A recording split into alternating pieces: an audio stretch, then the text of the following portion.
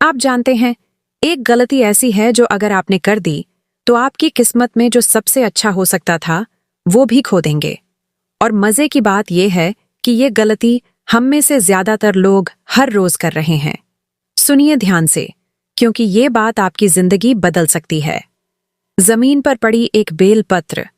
क्या कभी आपने सोचा है कि जो चीज हम मंदिर में चढ़ाते हैं वो वहां से गिरकर हमारी रोजमर्रा की धूल मिट्टी में मिल जाती है? देखिए, ये बेलपत्र कोई साधारण चीज नहीं है। ये मेरे शंकर का स्वरूप है, मेरी पार्वती का आशीर्वाद है।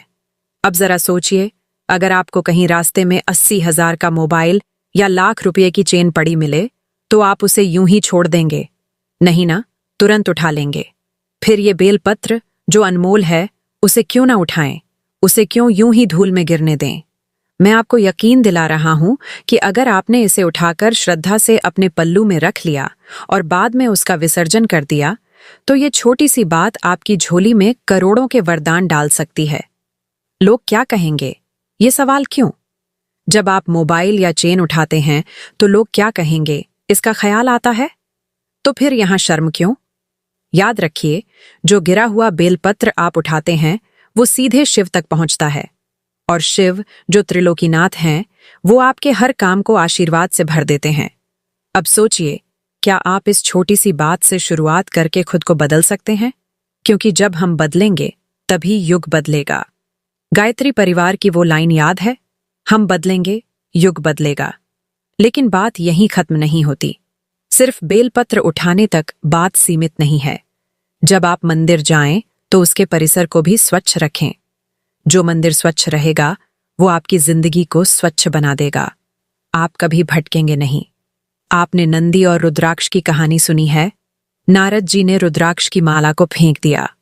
नंदी ने उसे उठाकर भगवान शिव को लौटा दिया और नंदी ने ये काम बिना किसी क्रोध, बिना किसी शिकायत के किया। शिवजी ने तब नंदी से कहा, क्रोध छोड़ दो। अब सोचिए, क्रोध क्यों आता है और हमेशा किस पर आता है? कमजोर पर। वो जो जवाब नहीं दे सकता, वो जो चुपचाप सहन कर ले। लेकिन क्या ये सही है? जब हम गुस्सा करते हैं तो असल में अपनी ऊर्जा को बर्बाद कर रहे होते हैं। और अगर आप इस ऊर्जा को सही दिशा में लगाएं तो आपकी पूरी जिंदगी बदल सकती है। तो चलिए आज एक वादा करते हैं। पहला, हम अपनी श्रद्धा को कमजोर नहीं होने देंगे। बेलपत्र गिरा हुआ हो या कोई और चीज जो हमारे भगवान से जुड़ी हो, उसे कभी अनदेखा नहीं करेंगे। दूसरा, हम अपने क्रोध को काबू में रखेंगे, क्योंकि जब शिव, जो स्वयं विनाशक हैं, गुस्से को नियंत्रित कर सकते हैं, तो हम क्यों नहीं? वीडियो के अंत में आपसे एक दोस्ताना निवेदन है। आपको ये बातें कैसी लगीं? क्या आपने कभी इस पर सोचा है? कमेंट में अपने शहर का नाम और हर हर महादेव, राधे राधे लिखें, ताकि मुझे पता चले कि आप इस परिवार का हिस्सा हैं। और हाँ, अगर आपको लगता है कि ये बातें आपके किसी दोस्त की भी जिंदगी बदल सकती हैं, तो इस वीडियो को शेयर करें, सब्सक्राइब करें राधा रथ चैनल को और जुड़ें हमारे इस सफर में, जहां हम हर दिन कुछ नया सीखते हैं, कुछ बेहतर बनते हैं।